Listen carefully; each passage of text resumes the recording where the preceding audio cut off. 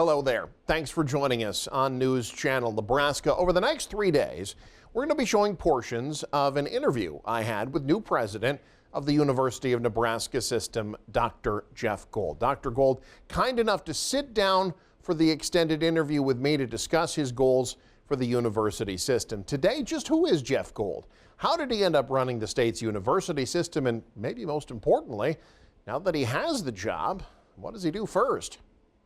Let's introduce some of the folks who maybe aren't familiar with you. Tell us about your background, where you started, and kind of how you ended up here. So I am truly a product of higher education. My family was in the inner city of New York. My brother and I have one sibling younger than I am who reminds me of that all the time.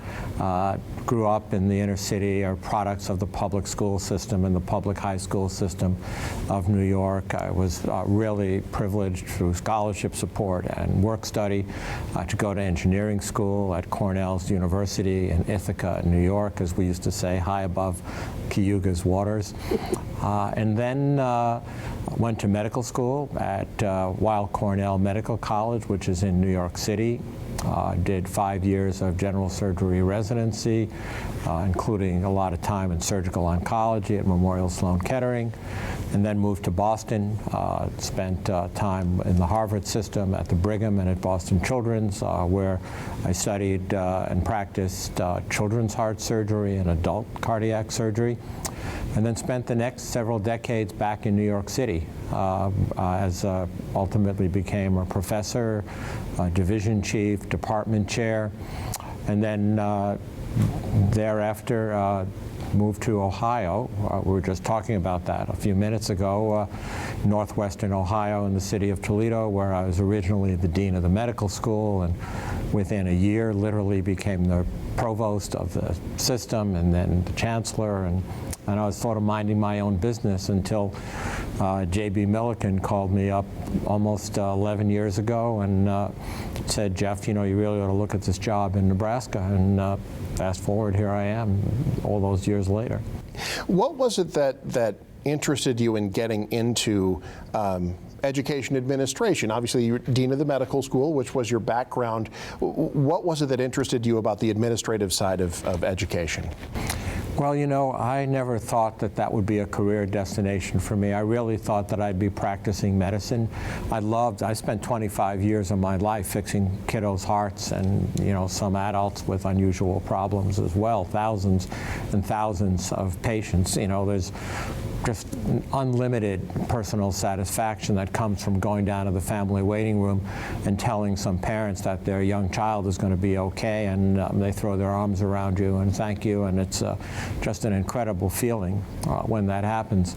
But over time, having, you know, done so many thousands of these procedures and working with a generation of medical students that were far younger than I was, of course, and newly minted faculty, after 20 years of doing this, it became to me very clear that the joy and the enthusiasm that I went into medicine with just wasn't as strong as it was decades previously.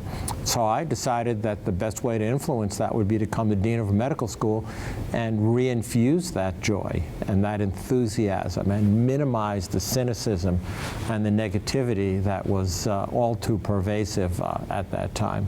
And so that really was my initial foray into it. I did not come to it from the perspective of a, you know, hardcore basic science researcher, although I've done a lot of research, published, you know, hundreds of papers and whatever. But it was really the infusing the joy, the professionalism, the love of the practice of medicine, and then it rapidly expanded to nursing and pharmacy, dentistry, all of the allied health professions, and then in the setting of a university merger back in Ohio with a large undergraduate campus, I developed responsibility for what was going on in health professions programs and others on the undergraduate side. And before I knew it, there I was. And I'll tell you, the joy that comes from commencement when I get to hand out diplomas and share a few words, orientations with new students and new faculty members and staff that are just beginning their careers, still is the air under my wings, without a doubt, and it never gets old, Eric. And now here we are, just starting your newest position as president of the University of Nebraska System, and starting at a time where there's always something going on here, but certainly a lot of major projects, whether it's capital campaign, stadium renovations, the Christensen Center. Project Health, all of that. All of that is going on. How do you know where to start? Where do you begin then as you now take over this position? How do you know what to tackle first?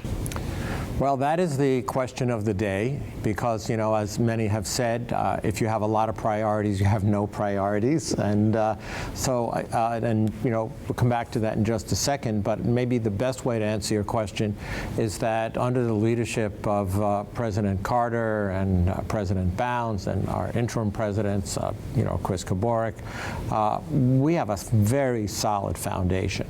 So a lot of the job is understanding where we are in each of those major projects and making sure there's momentum to get them going. But the bigger questions are, what does the future look like beyond the existing projects that we need to continue to fuel and make successful, which includes the capital campaign, it includes these major funding projects, et cetera. But really, what is the future going to be?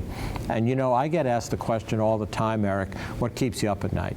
And you know, and I'll tell you basically nothing. I sleep very well. I don't sleep much because I don't need much sleep, but I sleep very well. But if there's anything that should keep me up at night and others, is what are the priorities? What are the things that we really have to focus on, and how do we arrange them in terms of what are clearly limited resources? You know, the elasticity around tuition and state taxpayer support, even federal grants and contracts are, you know, they're not unlimited. And certainly I recognize that not only are they not unlimited, but they're finite. And so how do we use our resources in a way that can really continue this journey that we're on of truly an extraordinary experience for our students and the next generation, to support economic development here in the state, and that includes the entire agricultural community and everything that our businesses need.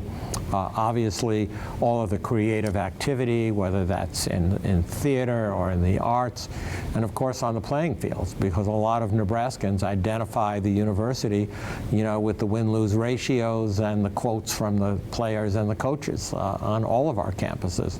Well, except maybe the Med Center. We haven't played football since 1906. But I do want to zoom in on one of the current projects that's going on, because I think it can transition us into where things might be going. The Christensen Center, the health center that's being built on the campus of the University of Nebraska-Kearney.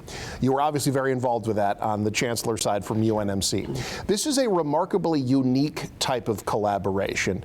Describe what makes this center so unique and how that might perhaps be a hint of the types of collaborations and creative types of things that might be coming to the university system in the future. So this is a really good example of standing on the shoulders of people with great vision. So J.B. Milliken, Governor Heineman, Doug Christensen got together back in, I believe, 2011, 2012, and created the Building a Healthier Nebraska legislative program, which resulted in the Phase 1 health science education complex. It resulted in the Vet Diagnostic Center. It resulted in the new nursing school building here in Lincoln, and so many other aspects as well. And so we had an opportunity to move a substantial nursing program to expand it, put in allied health professions, and test the water as to what would happen if you enrolled rural Nebraskans in a program in Kearney, Nebraska. Would they actually stay when they graduate? And amazingly, Eric, I shouldn't say amazingly, but maybe predictably, 85% of the graduates have stayed in rural Nebraska. And so when the ARPA dollars became available through federal legislation, the concept was, what would it mean to put that on steroids, to really expand that beyond allied health professions and nursing, for which there are so many shortages across the state of Nebraska? And what would it mean to put a medical school program out there? What would it mean to put dental programs out there? What would it mean to put public health, expand allied health, etc.? And so that was the plan. That's what we shared with our legislative colleagues, with the Board of Regents, and most importantly, with the citizens of Nebraska. And there was a unanimous yes vote. And I don't just mean legislatively, but I mean the enthusiasm across Nebraska, particularly in rural communities, has been just amazing. You know, as I travel the state, and a good deal has been since the day that that was first proposed, and the day the legislature acted on it, the day we broke ground and we topped off the beam on the new building, has been just unanimously enthusiastic. And I think that's because people value health and wellness, and they realize that in their local communities, particularly in rural Nebraska, although I will tell you the same thing is true in our urban communities, there are definitely urban deserts of health care in our cities, larger cities. But the crisis that we're facing, or the near crisis, I guess I should say, in workforce, in medicine, in nursing, in pharmacy, in dentistry, and the aging workforce of those healthcare professionals is stunning. And it's no different than other large rural communities. But nonetheless, this is an attempt to do something. And you ask what makes it different? It's certainly the largest, if not one of the largest, ever done in the United States. It'll bring us to over 640 learners full-time. We will do everything we can to recruit and enroll students. And by the way, we don't enroll an entering class, we enroll a graduating class. And so the idea is everyone that comes in leaves with a diploma, which I will proudly hand them someday, from rural Nebraska. And we will do everything we can to focus. As a matter of fact, you know, what the audience may not know, if you look at the entire student body of UNMC, 88% of them come from Nebraska. And so our job is to educate Nebraskans and, of course, to keep them here. Tomorrow, you'll hear Dr. Gold's thoughts on the immediate future of the university system. There are 2 open chancellor positions. How soon will those be filled? And how does Nebraska make itself more attractive to prospective students? That and more tomorrow, this same time on News Channel Nebraska.